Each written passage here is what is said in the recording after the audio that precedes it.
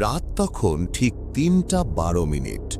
ঘড়ির কাঁটা থেমে নেই, কিন্তু স্টেশনের সময় যেন অনেক আগেই থেমে গেছে। এই স্টেশনের নাম বাকলিয়ার চর স্টেশন। মানচিত্রে নাম আছে, কিন্তু বাস্তবে কেউ এখানে নামতে চায় না। দিনের বেলা ট্রেন এখানে থামে না, শুধু রাত গভীর হলে, যখন আশপাশের গ্রামগুলো ঘুমিয়ে পড়ে, তখনই এই স্টেশনে একটি ট্রেন থামে। লোকেরা একে বলে শেষ রাতের ট্রেন। আমি প্রথমবার এই স্টেশনের কথা শুনি আমার সহকর্মীর রাশেদের কাছ থেকে। সে রেলওয়ের হিসাব বিভাগের লোক। একদিন সিগারেট ধরাতে ধরাতে বলেছিল, ভাই, রাতে কখনো যদি ওই স্টেশনে ট্রেন থামে, জানালা দিয়ে তাকাবি না। আমি হেসেছিলাম, ভূতের গল্প নাকি? রাশেদ হাসেনি। সে শুধু বলেছিল, ওখানে নামার মতো কেউ থাকে না, কিন্তু তবু নামার শব্দ শোনা যায়। সেদিন কথাটা হালকা লাগলেও আজ রাতে আমি নিজেই সেই ট্রেনে। আমি একজন ট্রাভেল ভ্লগার। অদ্ভুত জায়গা, পরিত্যক্ত স্টেশন, এই সব নিয়েই আমার content. Camera, mobile, power bank সব প্রস্তুত। ট্রেন ছেড়েছে চট্টগ্রাম থেকে, গন্তব্য ময়মনসিংহ। রাত বাড়ার সঙ্গে সঙ্গে কামরায় লোক কমে যায়। শেষ দিকে আমি আর দুজন মাত্র যাত্রী। একজন বয়স্ক লোক চোখ বন্ধ করে বসে আছে, আরেকজন মাঝারি বয়সী নারী জানালার দিকে তাকিয়ে কাঁপছে।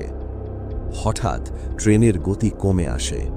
ঘর ঘর করে চাকা থামার শব্দ। ঘোষণা আসার কথা, কিন্তু আসে না। শুধু লোহার চাকার চাপা শব্দের ভেতর দিয়ে ট্রেন থেমে যায়। আমি জানালার বাইরে তাকাতে যেতেই মনে পড়ে রাশেদের কথা, তাকাবি না। কিন্তু কৌতূহল ভয়কে ছাপিয়ে যায়। স্টেশনটা অদ্ভুত। আলো জ্বলছে, কিন্তু আলো নেই, যেন আলোগুলো সব গিলে খাওয়া হয়েছে। প্ল্যাটফর্মে একটা পুরনো সাইনবোর্ড, অর্ধেক ভাঙা।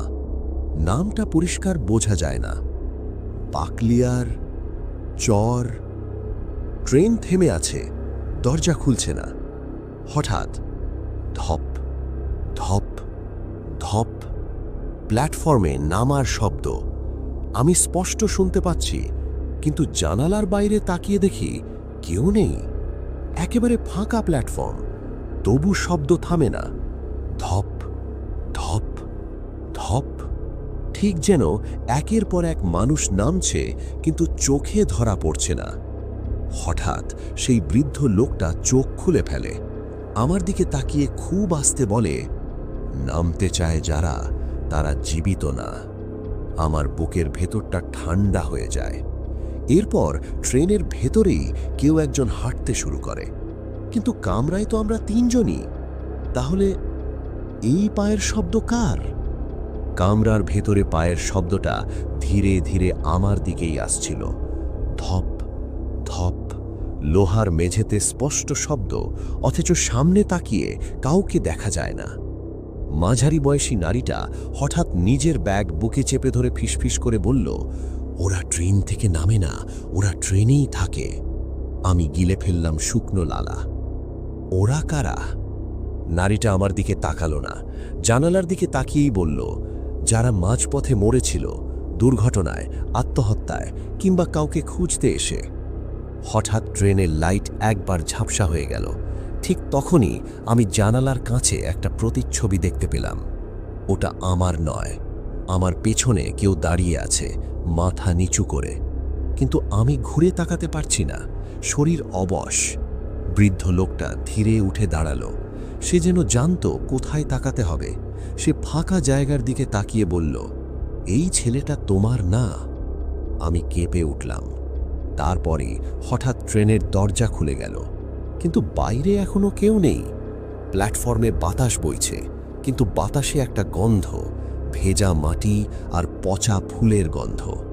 একটা কণ্ঠ শোনা গেল খুব কাছে, নামো। আমি স্পষ্ট শুনেছি, কিন্তু কেউ মুখ নাড়েনি। হঠাৎ আমার মোবাইল নিজে থেকেই অন হয়ে গেল। স্ক্রিনে ভিডিও রেকর্ডিং চলছে।